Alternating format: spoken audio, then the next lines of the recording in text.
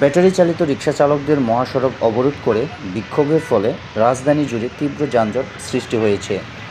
তাদের দাবি, মহাসড়কে ব্যাটারি চালিত রিকশা চলতে দিতে হবে, তা না হলে তারা কর্মসূচি চালিয়ে যাবে।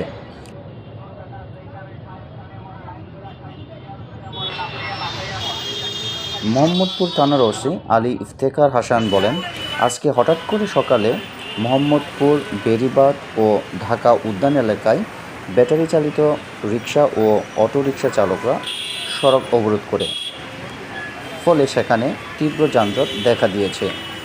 পরিস্থিতি নিয়ন্ত্রণে সেখানে প্রচুর পুলিশ মোতায়েন আছে।